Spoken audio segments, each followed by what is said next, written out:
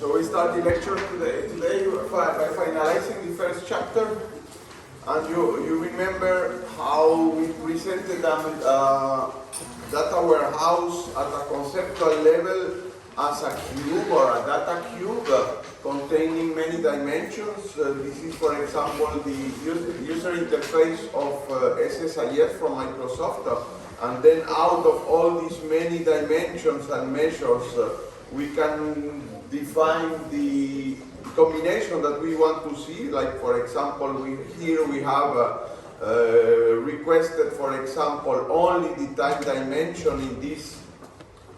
We have requested, the user has requested only the time dimension, and then they are displaying two measures, the customer count and internet order count, for example. And then out of this cube we can do operations like slicing meaning restricting the values of some dimensions. We typically in the user interface, we filter things here. This is equivalent of putting conditions in the where clause in the SQL queries. We have a drill down and roll up that allow us to show the same measure values at different granularity. So here we are using a granularity of quarter, and then we can go to one level below the hierarchy by month, and then by day. Roll up, and if we have detailed data like this, roll up means aggregating data. For example, instead of first quarter and second quarter and third and fourth, we aggregate by semester, and therefore we have less coordinates. So we have a smaller cube. Dicing, meaning rolling up on multiple dimensions at once. So this is just a conceptual model.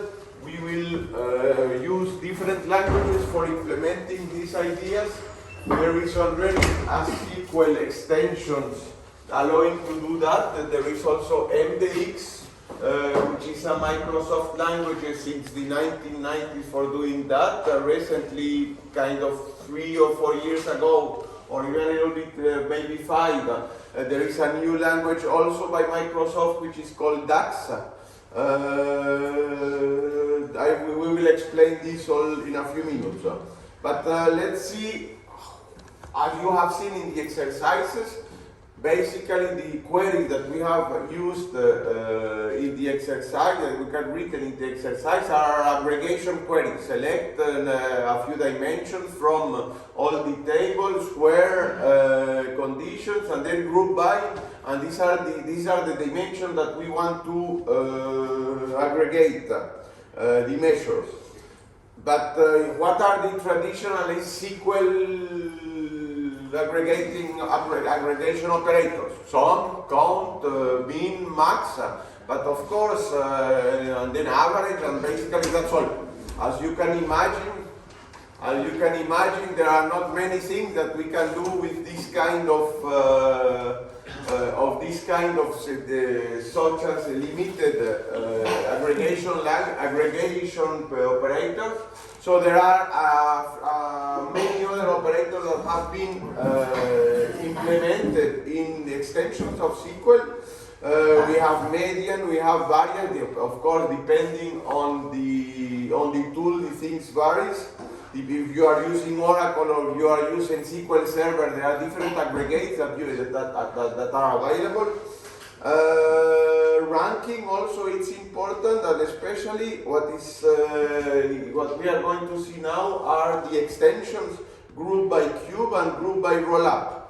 So imagine a cube like this when we have, for example, sales at one level aggregation is here, we have the country aggregation, and then we have semester aggregation, and we have the aggregated values here on the rightmost column and the top bottom line. So how do we represent this in SQL? Basically what we are doing is simply that we have detailed data. These are the elements that we have for the first semester in this country. We have one or several measures. What we are doing, what we would like to always have when analyzing data warehouses is to have subtotals. This is subtotal of the first semester independently of the country. Okay? The same for the second semester. And then we can do the other way around. Independently of the semester, we would like to have an aggregation of by country in this case. And finally, the last row is the aggregation independently of the date dimension, independently of the country dimension. You get this idea? So this is exactly what we have here. For example, it could be the detailed data, and then by removing dimensions, we will have aggregated data. These are the use of these two operators, group by cube and group by rollup. The difference between the two we will see is in which order you are going to define where the null values will appear. In the case of group by cube, we are saying first we are using this dimension, second this dimension, third the dimension. Basically you are saying I will have a first aggregation independently of slice, a second aggregation independently of these two, and a third dimension which will be independent of all the three dimensions. But we are not doing the other sense in the other side. So basically when we are doing group by cube, date, comma, country, we are asking this and this, but not this. For all combinations, we need to do group by rollup. So here in this case, look at this, we have group by cube, and then we have for this item, for this color, for this size, then only for item which will be, only for color, and then only for item name and color, and then only for item name. But in the other sense, so basically it's just how should I put it? It's just syntactic sugar. You can do exactly the same thing as doing a multiple combination of union queries. So we are saying group by all the three values, all the 1, 2 here and the aggregation. Then we put a null, and then we aggregate only by country. Then we put a null here, null value, and so basically it's just a combination of all the possible null values that you would like to have. So the idea here is that this query is exactly this. And of course, if you have here only two dimensions, already it's complicated to do all these combinations. If you have 5, imagine all the combinations that you need to do. And in addition, of course, this is very inefficient because you need to scan the full table as many times as there are union here. Otherwise, we will see that when we are analyzing performance a little bit later on the course, that we can do this first query in a single pass. So in a single pass of the table, you imagine the cells can have millions or billions of rows. By doing a single pass, we are aggregating all possible combinations. We need to keep an aggregation of these two values and then an aggregation of this value. And then in a single pass we maintain the two aggregate, and then at the end we output the two values.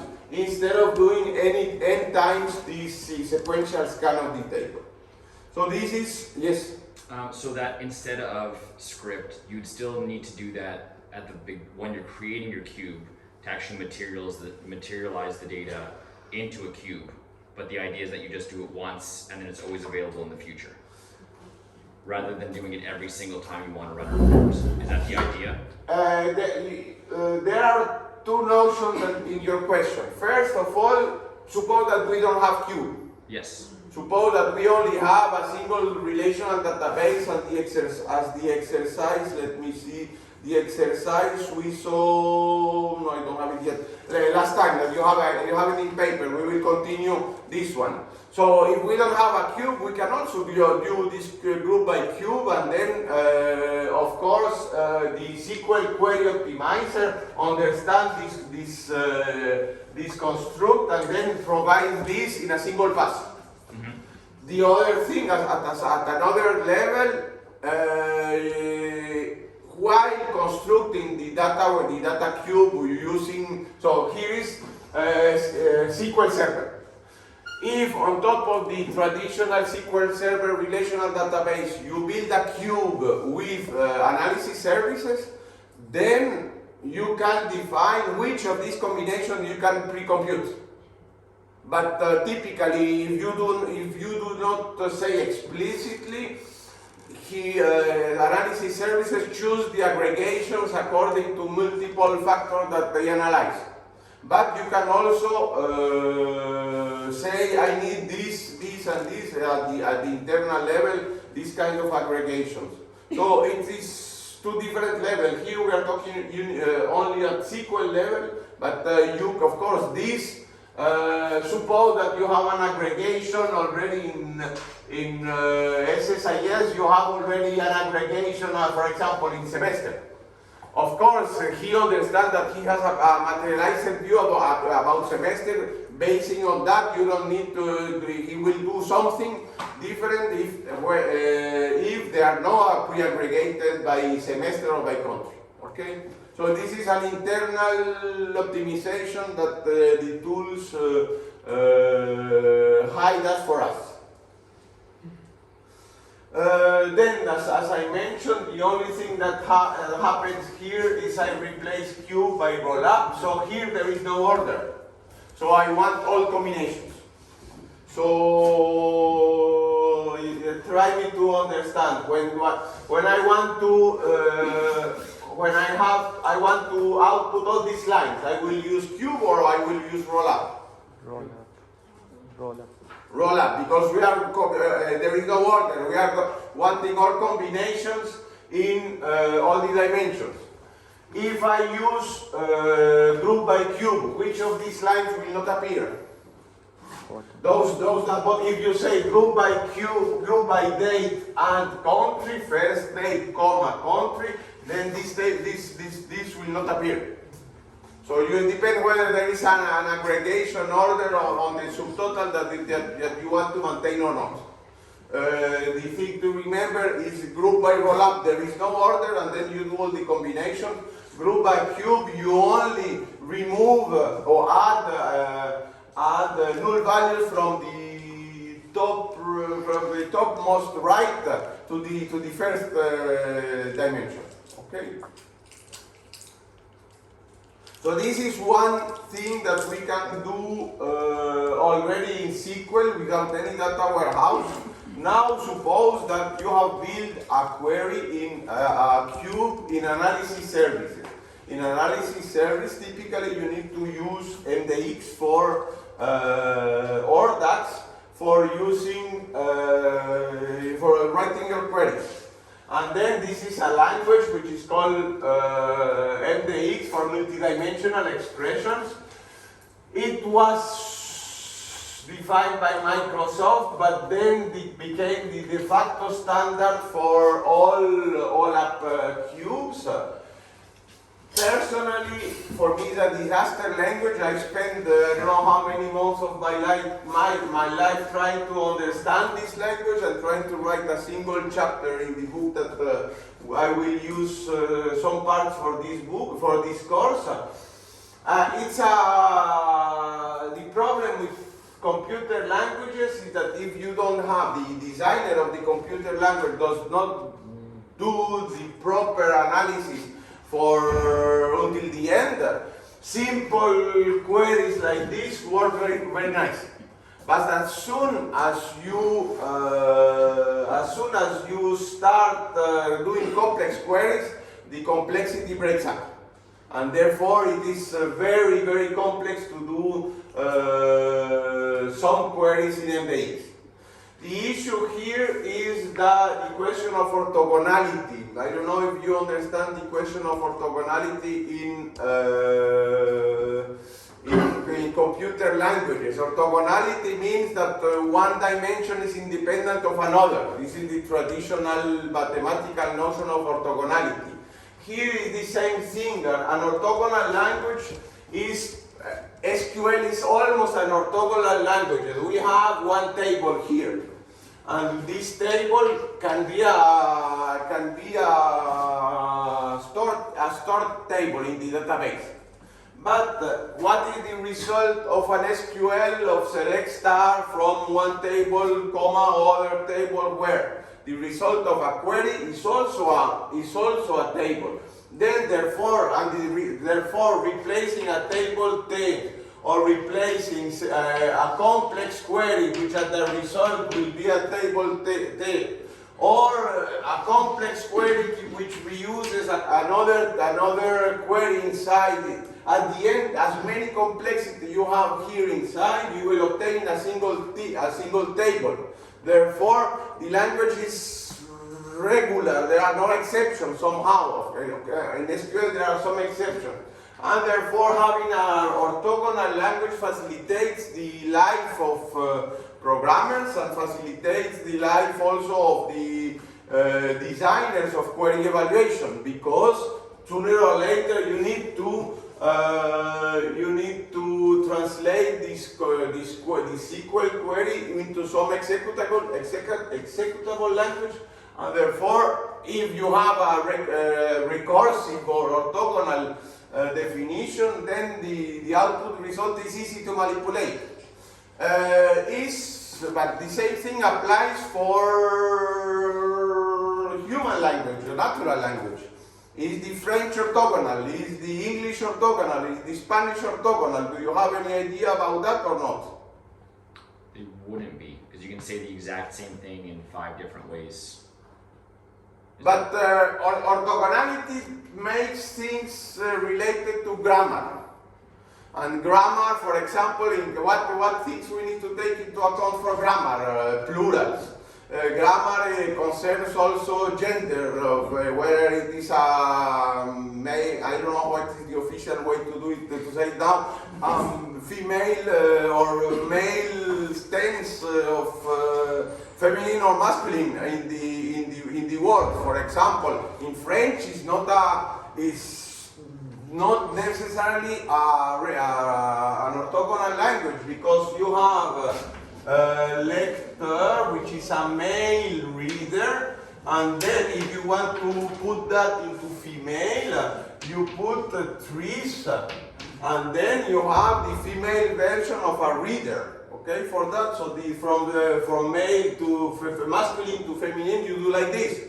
But if you change this L and if you put rector for the rector of the university, I should be able to use the same rector, rectrice, and then this varies according to social evolution. I remember when we have the first female rector at ULB, kind of 20 years ago, there is so it was the first time, but this word never happened before in the French language, and then a lot of scholars reunited together to say how can we call the new rector, rectrice, and finally, after many debates, long debates, they decided that at that time this was not possible, and then they say Madame le Recteur. So you know, this is a concrete exception who go back to our orthogonality things here. If you say from masculine to feminine in this way, whatever is in front, we don't care. Okay. Now, mentalities have changed, and then of course now it is possible to say Madame la Rectrice. Okay, so this is the issue of orthogonality. Orthogonality goes there, here. Because, for example, you remember here in SQL, when you have here a from, you can put a table, but you can put also an inner query inside.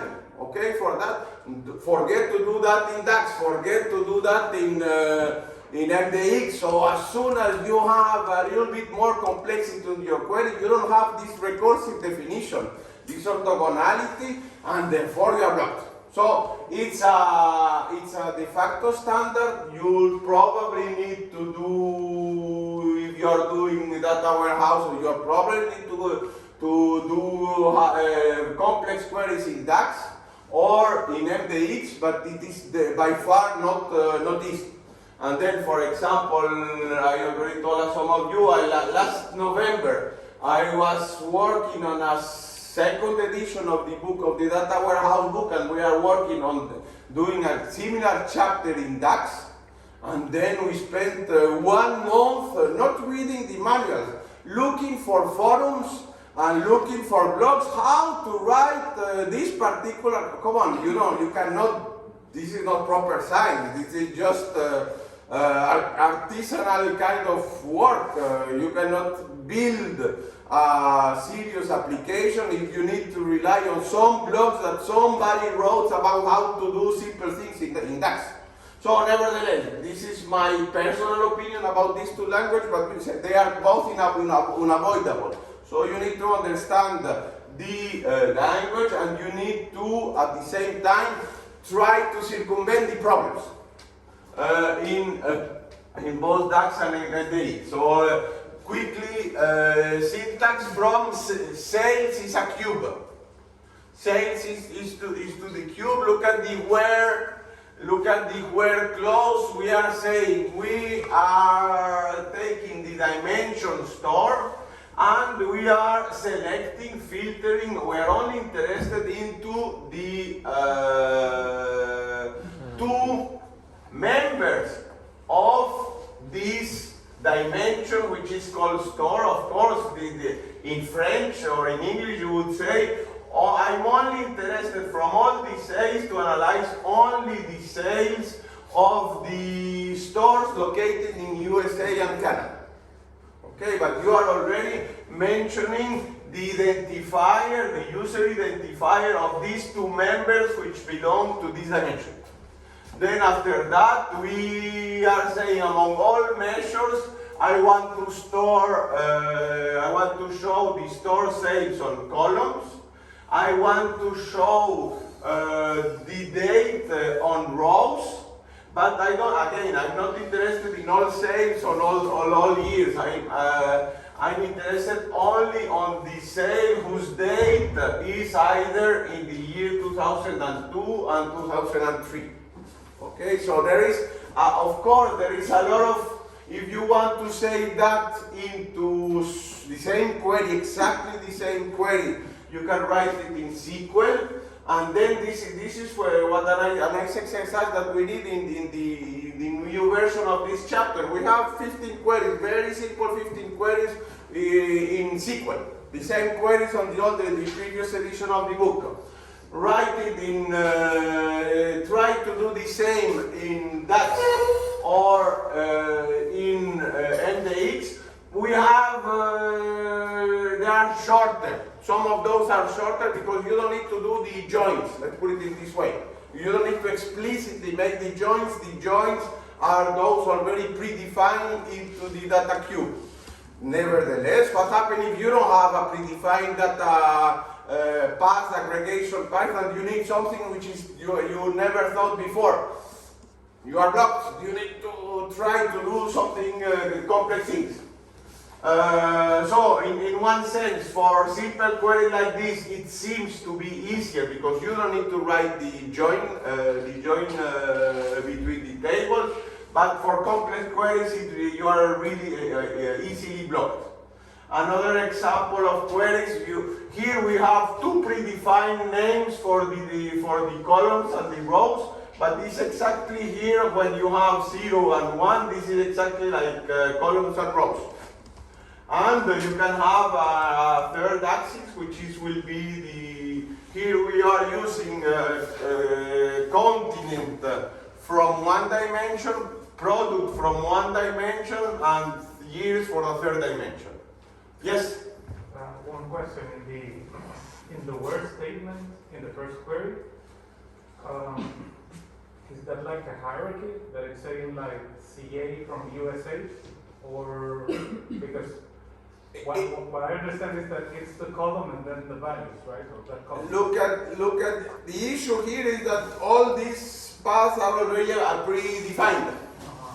You have already, country here. And on top of country, probably you have, no, here they are not bigger than country. Suppose that you have a continent as a previous level in the hierarchy. Or you can go to state or city. The predicates are already there.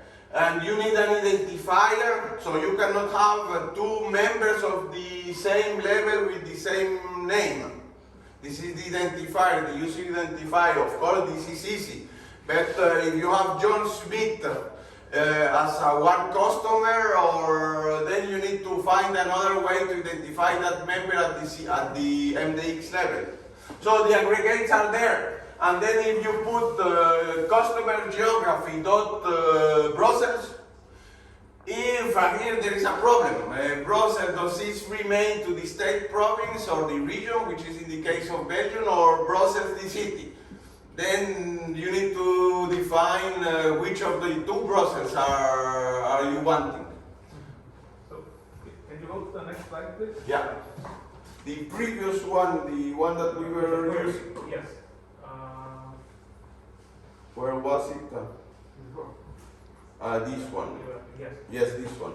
So we can assume that in the where, when we see like the structure of column, then value, that's a hierarchy? No, here look at this.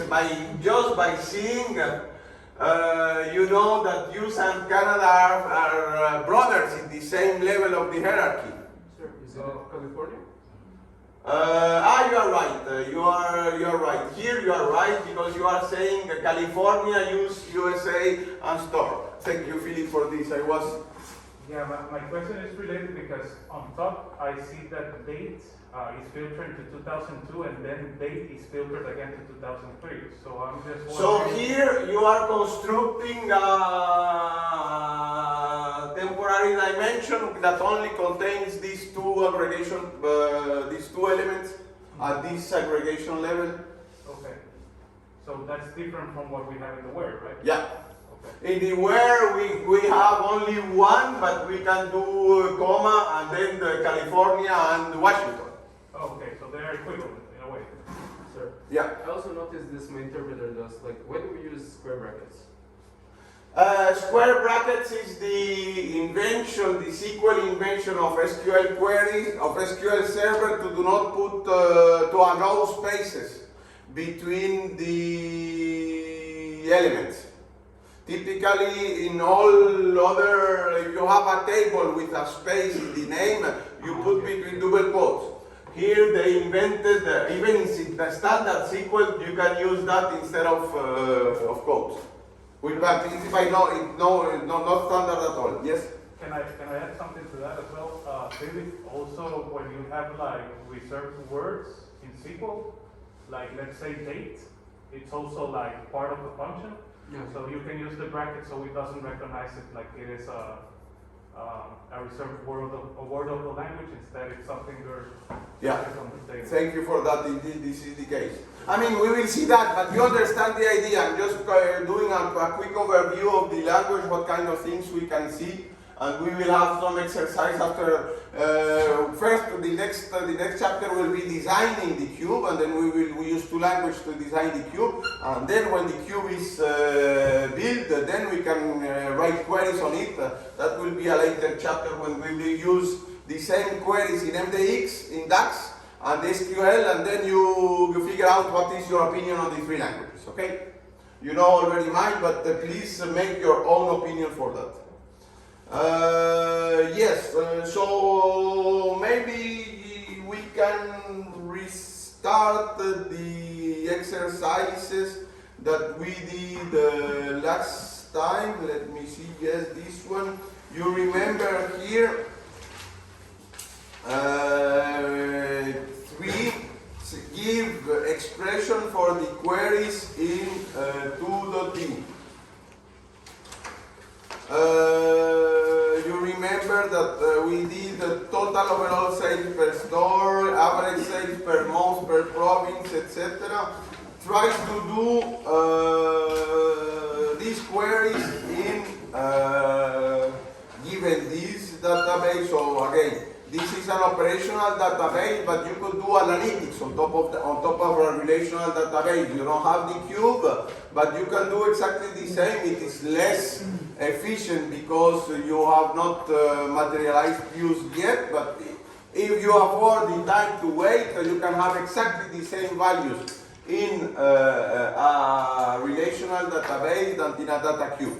So we are trying to use now with this relational database have a few analytical queries which are these queries, and then try to express these queries using the group by and rule up. And we start with this, please. And I would ask someone that would like to come and propose a solution here in the board.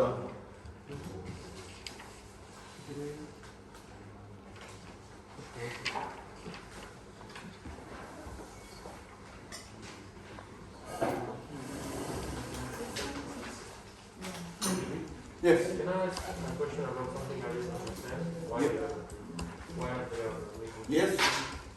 I didn't understand what is roll-ups, so I don't get what group by roll-up refers to.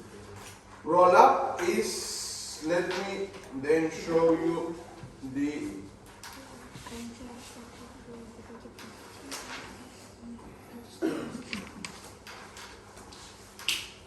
roll up is the drill down is showing this level of details.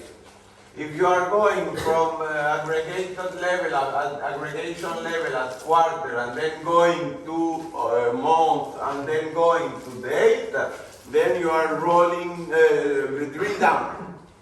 If you have this, and then you want to see go less aggregated value, then you are going in roll up. Okay, so it's on the same dimension? The level of aggregation at which you want to see the measures. Of course, you can imagine that seeing aggregate measures at the date level, you have many of those for combination of products, cities, clients, etc. So maybe you can first have a look at the higher level of aggregation, look at the outliers, and then for these particular outliers going to drill down and see where is the problem, okay?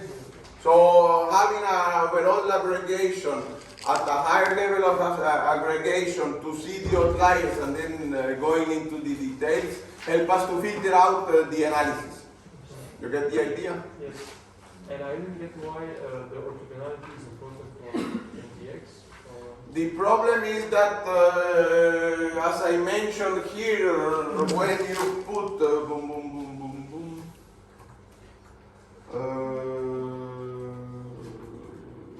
in SQL, here you can have a table, you can have a query, open a parenthesis, put a query that itself has a query, or you have a function whose output value is a table.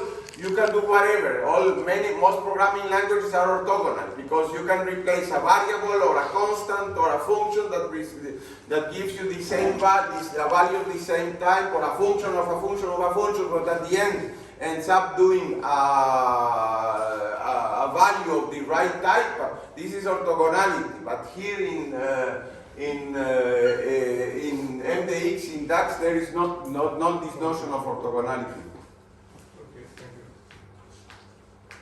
you.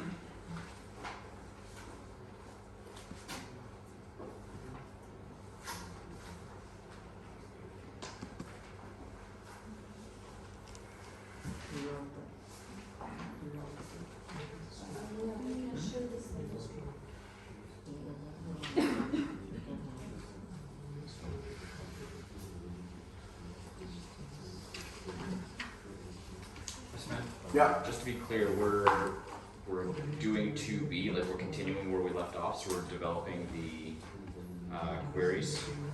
I would propose indeed to go for 2B or maybe 2C and write the queries using the traditional. Let me show the answer so you get the idea. So what I need is that you put traditional SQL queries with roll-up on cube or etc. In your answer, but try to do these kind of things. Answer on this query, you suppose, look at this here, a table with these dimensions for all these tables here, product, store, date, etc. And then you write your queries using the traditional SQL and group by something. Okay, so you have your exercise here. Let me go there.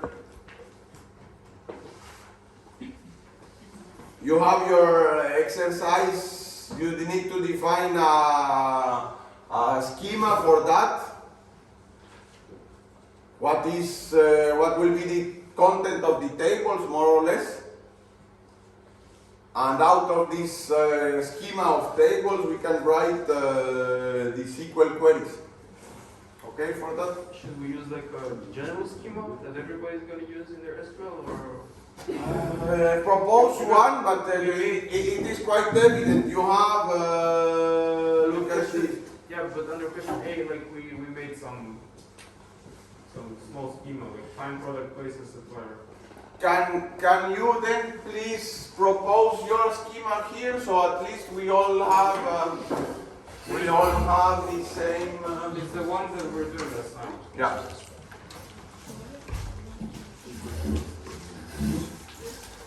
Should I go right? Yeah. Let me try to clean up something. Thank you for proposing that. It's indeed much better.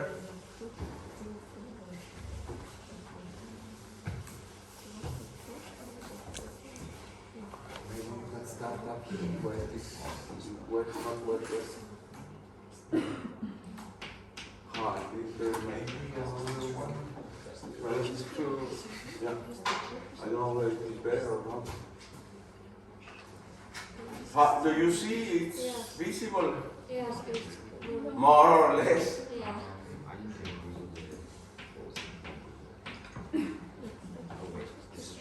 Thank you, Philippe. Indeed, this is much easier to do.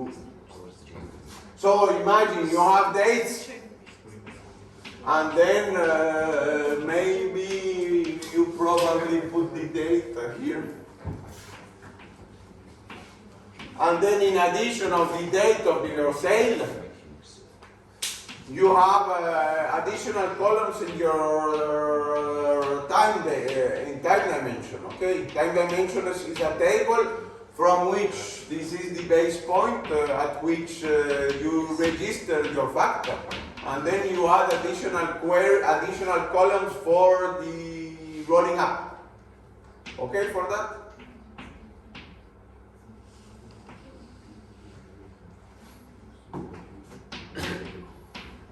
Maybe also put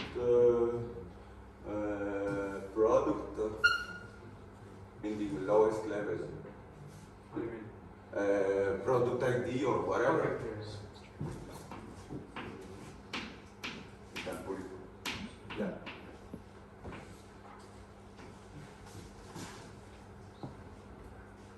So number.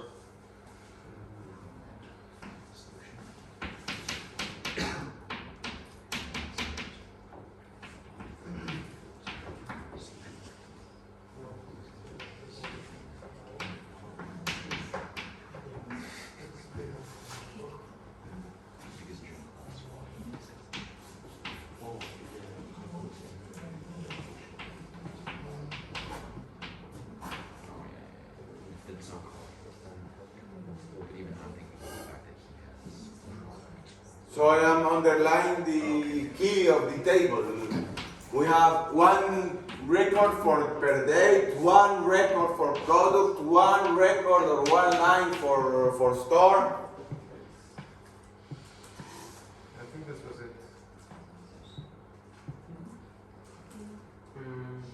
maybe you can also have this kind of hierarchy for, then I would put here, for example, store and supplier, and then you put similar attributes, city, state, and country for supplier. I think I added a brand name. Because what brand is there. Yeah, but what the supplier can have multiple brands that he supplies. Say it again. The supplier can have multiple brands that he supplies. But these are independent, so basically, I mean, it's a combination. Yeah. Then you will put in your cube element that match this supplier and this brand. Okay. Yeah, supplier ID like this. Yeah.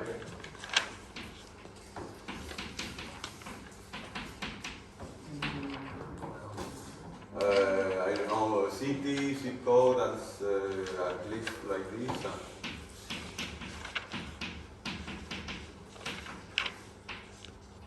Okay, thank you. So you get the idea, we have traditional tables. The keys of these tables are the lowest level of granularity. And then of course you need to build up your additional attribute for your hierarchies. If you want to aggregate by city or by country or supplier, or if you want to aggregate by city or country or store, or by category of product, or by year, or by month, you need to already pre-compute all this. And then in particular, date is important. Date in SQL, can we obtain from given a date, can we obtain the week, the month, and the year? Yes, but we need to use a function. And if we call this function for 1 billion of dates, it will take too much time. Therefore, we pre-compute the time dimension, and then we say this data warehouse will last for 10 years, or 15 years, or 20 years. You add a row for in this table for every date between for covering not only the past the time frame of the data warehouse, but 5 years ago, 5 years ahead. And then, is it too much? Should they having this redundant information or not?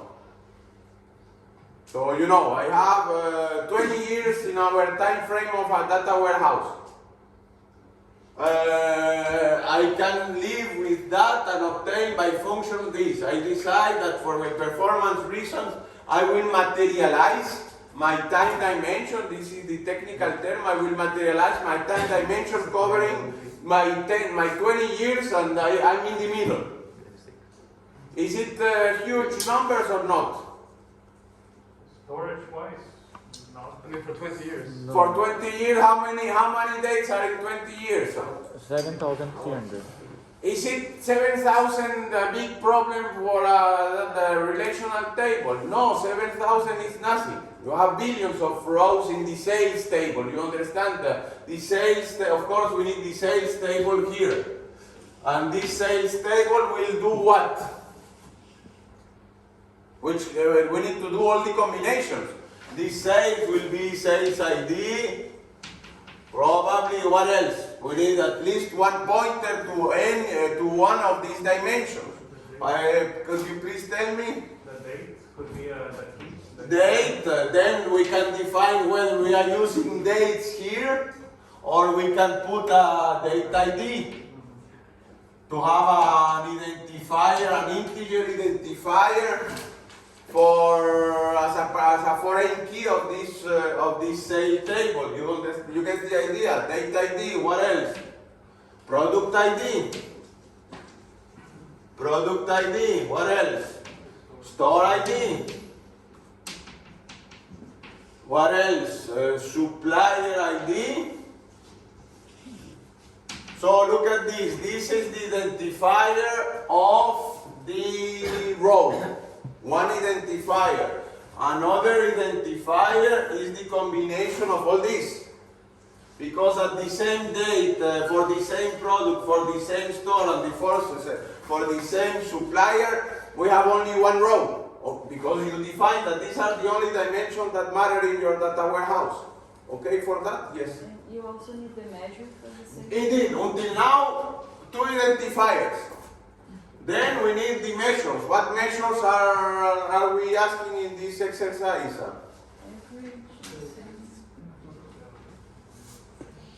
Average is a SQL query. It's a result of a SQL query. What we are going to average? The sales. But sales is a complex thing. What we are collecting among the sales? Are we the cost, the unit, the price, the number of products? What are we asking? What kind of measure we are putting here? Price, quantity, and discount. So we can have price, indeed, quantity, discount. So we have at this day in this store for this supplier we sold that many units of at this price but at this discount. What else? Should we compute the multiplication of price times quantity times 1 minus discount there or not? Yes. We can. How do we call this? I mean, naming is essential, not only for you, but the other person working in your team to understand what we are talking about. How do we call this attribute? Maybe like Order total something. Total or income, something like that. income or If you have the cost as well. you- total amount, would that be a nice total amount of this line? Remember that this is the ticket you obtain in the supermarket. You get the idea? Aligning your ticket, so you will be as many lines, as many rows in this table as lines in your ticket. Okay? Now you can do average and min, max, and etc. for all these, based on all these dimensions. So now you get the idea. Try to write some of these queries using this example schema.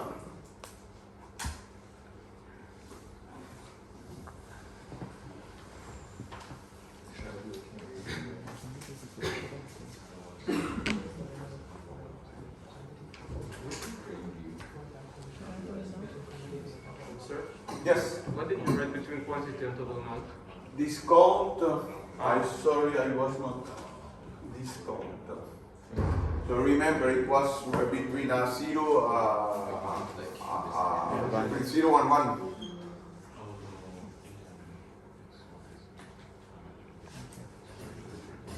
Oh, it's where we that's created.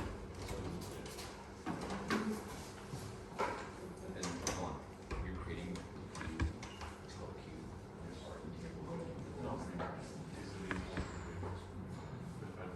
Oh.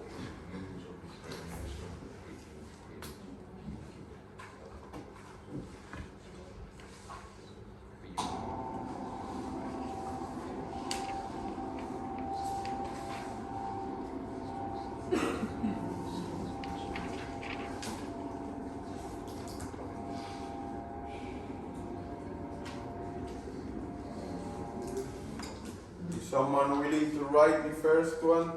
Total overall sales per store.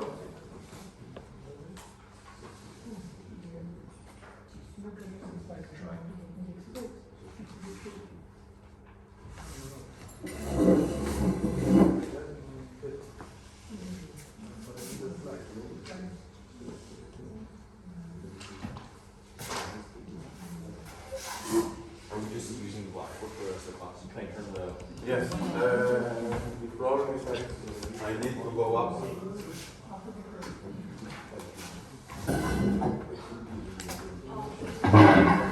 Maybe you are bigger, taller than me. Thank you. Wait. You need to pick twice.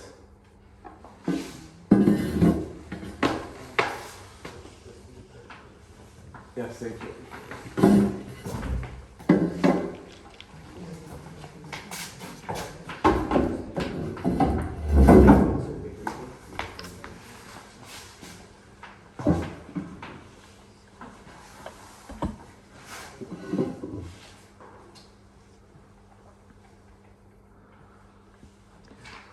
I should be using these ones, yeah, not the ones in the solution. I mean, for you can do this with this example here.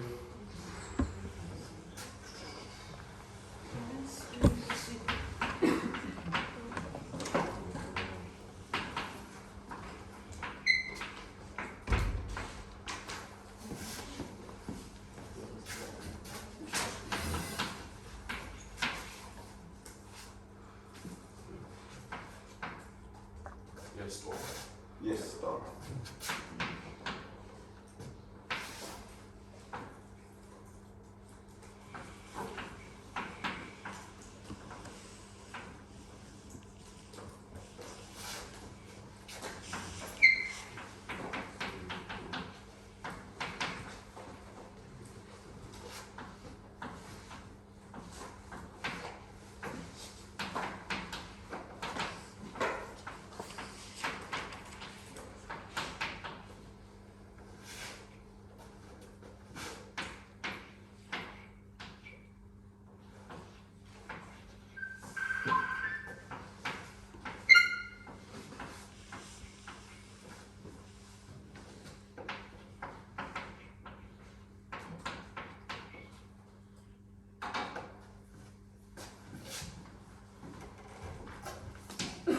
Anyone has comments about his solution? Adam's solution? Yes, Nicole? No, just one thing, if you're only using the store ID, you don't need to join them, because you already have it in the sales. Good point. So this is an optimization, but we would like to do this optimization showing the store ID to the user. Store ID can be 1, 2, 3, 4, 5. Is that meaningful? Not much. So maybe we could keep the where, and then not only the store ID, but we can write, for example, store name. If we have it here, probably here we forget that store number and then store name or something like this, or location, or imagine that we want to. Could you add name there? Does that make sense? Yeah, store name. Did you call it store name or just name? Whatever you want, we can do it name. So it is typically it would be better name is so you can have name in all tables. So it's not a good idea to put simply name as a column in a table. So let's be coherent and then put store name. And here we put only one element, one column in roll up. Is it necessary to do this roll up with a single column? I don't think so. What will be the result of having a roll up with a single column there? It will create lines for every sale. For every store, indeed, we have the total amount, the sum of the total amount independent of time, independent of product, independent of supplier. But what else? Do we have the overall total sales? Do we have it or not? Yes, so we will have one row at the end with a null value here and the overall sales. Suppose that we want to be a little bit more, and what else we can do here?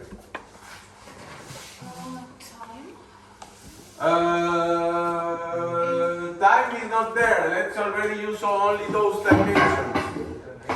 City or province? ID or name would be the same.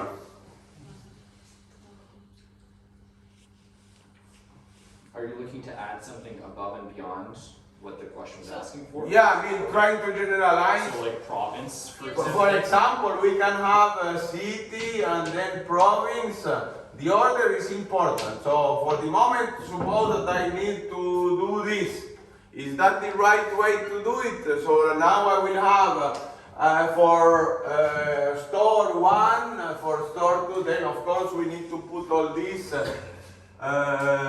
province, for example, or city in this order.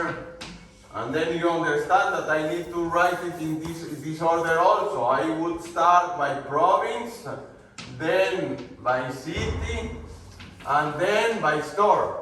And this would no longer be store, because I changed this, that actually has to be store name now. Store name, indeed, thank you. So we will have 1, 2, 3 values total, then province and city independent of this store subtotal, province only subtotal, and nothing overall total. Okay, for this group by roll up in that order. If you put group by cube, then you do have all possible combination. There is no order. In this first this, then this and this, you have the null values in all possible combinations. Okay, you get the idea? Someone for the second query? So roll up is only a sum of the first part, right? Of course. It only sum the province. It doesn't have the sum number of city. Or sum number of state. So how do we change this query, which is there? As I mentioned before last week, it is interesting to be lazy in computer science, to reuse as many as possible. So how can we modify a little bit this query for the second question? An overview of the average sales per month per province. Yes? You need to join with the timetable. Then we need the timetable. Do we need the store here? No, we already have. No, but for the second query, we are asking something around store. No, so we can replace here time t, and then of course we need to remove this and join sale dot date ID equal t dot date ID. So now we have a join, and then what will be the attributes on which we would like to aggregate? Average and sum. Month. So in each, sorry to say that. So we want what do we want to aggregate? Month and specific period. We have aggregation by month. We have aggregation by province. But I don't see province in any of the dimensions, I believe, or is it? Good point. So per province of what? Of the supplier, or suppose that we have also store here. Should be on the store, I believe. Yes, it's in store. Province should be in store. It should be in store. Isn't it same as a zip code? It means here we didn't do that until the end. Zip code is typically for the city. Probably here we would like to add also province intermediate level or province state intermediate level. But we can have also city, province here also. So then we would need to join with the store table. But first question, are we asking the store, the province of the store, or the province of the supplier? I think it would be the store, because if you're saying sales. Probably indeed, this is what we need. As I mentioned many times, the query are not enough precise, and then you need to get your own interpretation of what the manager wants. You present it to the manager, the final solution is say, I suppose that you wanted it was the store or the province of the store. Is this what you want? Otherwise tell me, I will change immediately my query. Okay? So then we need store here. It also says day at level months. Is it mean we want to know like how many sales we did on Sundays? Like in all Sundays of this month? That's a good question. Do we have first? Do we collect this information in this table? We only have week. You have the date. We have the date. Of course, we can use the day of week, the DOW in the function in many languages. But we don't have it here. Maybe we can have a date of week here also. And after this, so adding one column, calculated column into this table, 2 minutes to do it in SQL. You get the idea. You have a data warehousing schema that you start from, and little by little you are adding new criteria. But you just adding one additional column that, and it's easy, okay? And now that we have this additional column, we can ask whether Sunday, the difference between weekend and normal days of the week, working days of the week.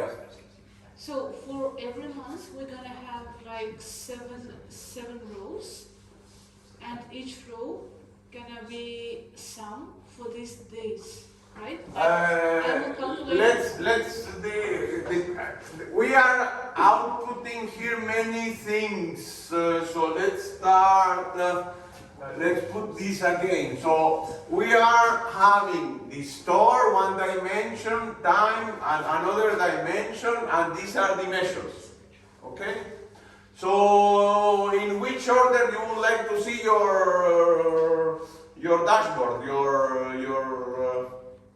I would use the same order that it says there, month and province. So we can have month,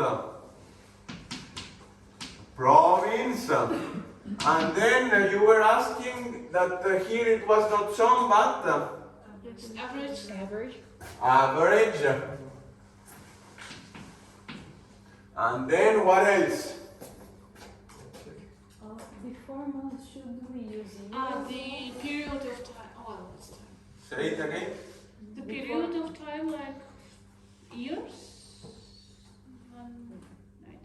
But here we are saying we are using month. Month. This is my period. No, it says like give the subcube with only dimensions store at level province and day at level month. I think that's cool. Oh, I believe you are at one exercise. We are. sorry.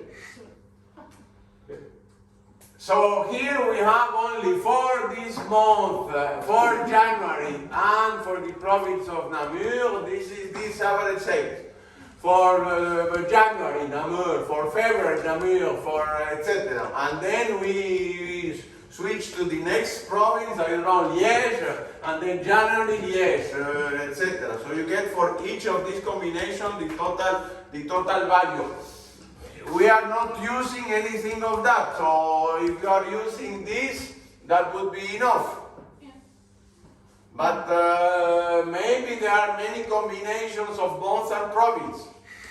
And then we would like to have a summary subtotal. Then we choose whether we use cube or roll up. And then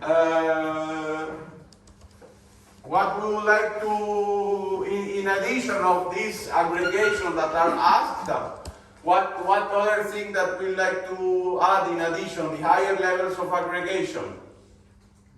We could have year, for example. No, it could be interesting. The country to give context to the province. Yeah. Year, then for example, continuing the same dimension, month, and then country, and then province. I mean, I just brainstorming with you. You have manager to bring this kind of query. This is the only thing you receive.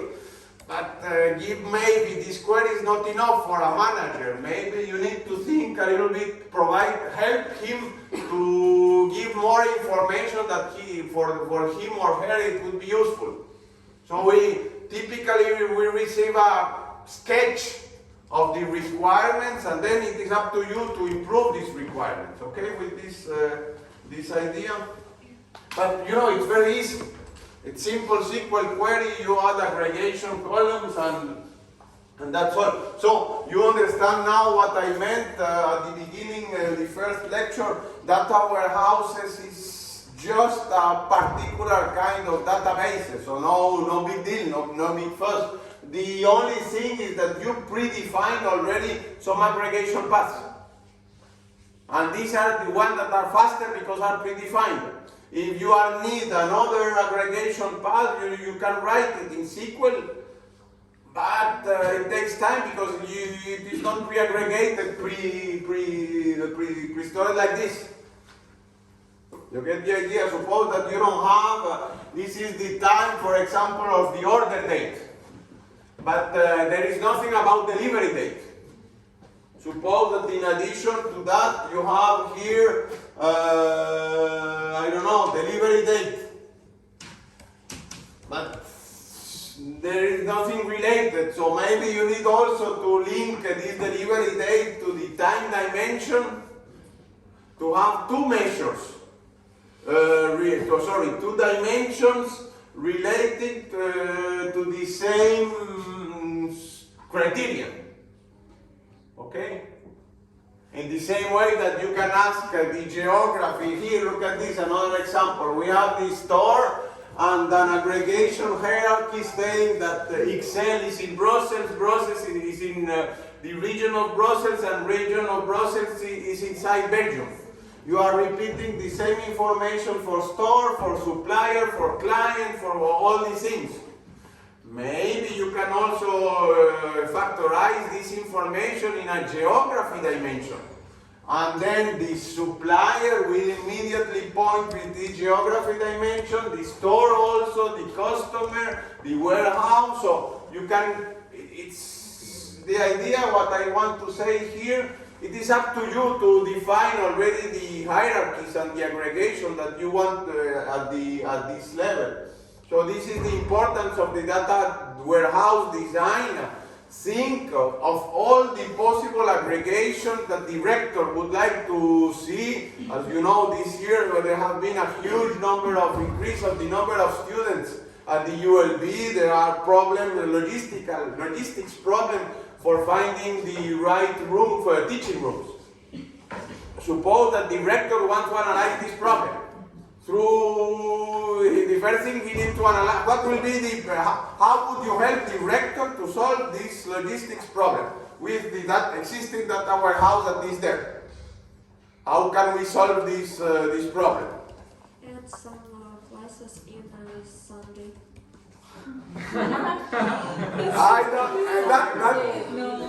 That would be a very pragmatic way.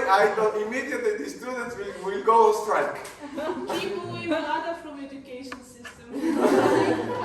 But I agree with you, but come on, the rector can, even if I agree with you, I'm working, I pass all my weekends here at the university. My colleagues will not definitely like to do that. So it's a pragmatic solution, but it's not feasible. So how can we help? So the rector is, not only him, her, but his team is working on solutions, even looking for renting some rooms nearby in the neighborhood. The problem, as you can imagine, is the fact that here we are inside town. And from an architectural perspective, we cannot extend. They are very restricted. Even for the simple work in the campus, they need to do a formal permit, construction permit. And it takes 6 months or 1 year, if not 2, to get the construction permit. So it's a complex problem. So we have a data warehouse. How can we solve this to our rector? let's analyze if you want, brainstorm about this issue. We have a data warehouse. How can we solve this problem? And you imagine what's typical dimension that about the students, about the courses, about the program that we have here. How can we begin analyzing? The first thing to think about. I would determine which dimensions I am interested in. So I would want to know number of students, like which courses are available, which students are registered in those courses, which rooms are available, and which times are which rooms available. And then you can start to pivot on. Yes, but typically, you are fully right, but typically we need to show some aggregation to the director to see at what this is, I agree with you, but this is too detailed. We need to define the aggregation. Philippe? Maybe we should create some sort of equation or an index depending on, for example, the size of, for example, the faculty of informatics has this number of. Sorry to interrupt, I just point out that he mentioned the criteria I was looking for. What did you mention? Faculty. Yeah, Course. Faculty. So there are some students number of students increase in one faculty and diminish in other. So you mean that the faculty is an important dimension to show in the aggregation. What else? Yeah, so maybe then we would know, like, make some sort of equation, like between how many, like, for example, how. Let me allow me to interrupt. The equation for me is too vague. We have SQL. This is the only thing we have. Out of SQL, you can do whatever you want. Then, how to sort out this problem? So, I'm doing improvising an exercise. We have a business problem. We have the data, and the manager is looking for data for solving this problem. It is your responsibility to think which data will help him or her to solve this business problem. So please continue. Yeah, so basically I was looking at every faculty on the campus. So probably every faculty has its own buildings or uses some sort of classrooms, for example this one. So we can maybe count the difference between all those and compensate between each other. To facilitate things, this is an important factor at the ULB. Is the room dependent of the faculty? No. So all rooms are available to all faculties. So that solves somehow the problem, the allocation problem. But nevertheless, this problem is still there. So how to figure out this problem? We can go by based on the courses in which the students are. There are total number of students. Then we can use the same thing for with the dimension of the rooms that are in the universities, and those courses which contains maximum number of students will be on those classes which has the higher dimensions. But look at the problem. He mentioned another dimension in our data warehouse: rooms, lecture rooms. Lecture rooms can be small like this, or can have more than 1,000 places in the other building in front. So the idea is you have already a room dimension with one attribute, which is the number of seats available, and then we can see how many rooms we need to find, which are the problematic courses that have many students, more than the current assignment of lectures. And then so it's already a filter here, where the number of students registered to that course is bigger than the current room. So you get the idea. I will not continue this exercise, but you get the idea. This is your job as a data scientist is try to translate a business problem, how to improve the allocation of rooms at the ULB to cope with the increase of students in this academic year, But you need to translator in the director he doesn't know what is collected inside the data warehouse. You know, and you need to translate this business problem at a very high level into concrete solution that you can visualize with a dashboard and something like this, and immediately say, yes, Monday from 10 to 11 or 10 to 12 is the more pressing problem. Then we need to we start with finding a solution from Monday to 10 to 12 for this number of students, for this faculty, for this course. Now you get the aggregation and the value that you get there. You get the idea. So this is your data science job that will consist in the future. Translate business problem into data extracted from a data store that can provide input to a business decision manager to solve the problem. So you are not solving the problem. It's impossible to have I agree with you, but we need a magical equation. A magical equation does not exist. You need just to provide the director enough data so he can figure out how can we manage. I found out that there is my colleague told me that there is a room there in this building that belongs to a company. This is where the equations come from in the head of the manager. Yeah. Why did you say that we should use the data warehouse for this kind of problem? So, because at the beginning we were saying that in the data warehouse we were more storing more historical data about the university.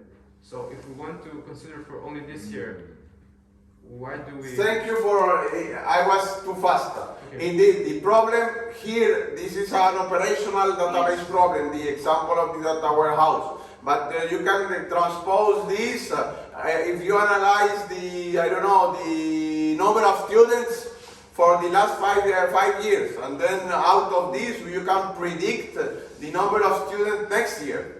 And then you see that given this prediction, you will have a problem. That it was impossible to do that because we don't even, 1 month ago, we don't even knew whether we were able to have a face-to-face lecture. So it was impossible to plan everything ahead. But in a normal situation, you have your current data warehouse numbers, you can predict, you can forecast whatever measure, and you say, here we have a problem.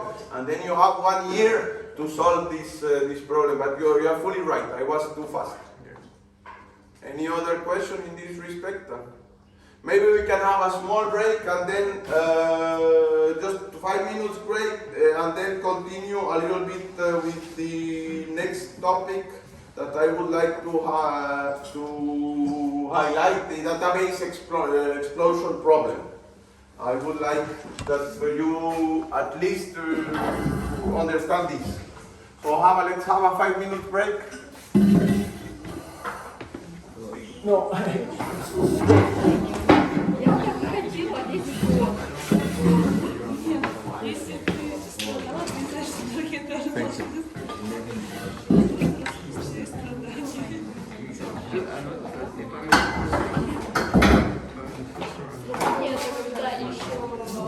Второй факультет еще без воскресенья.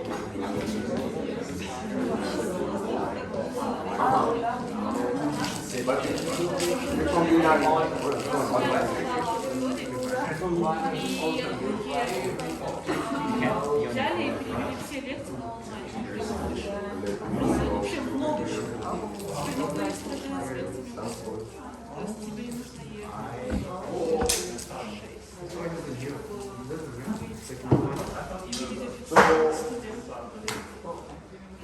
Yes, everyone is developed.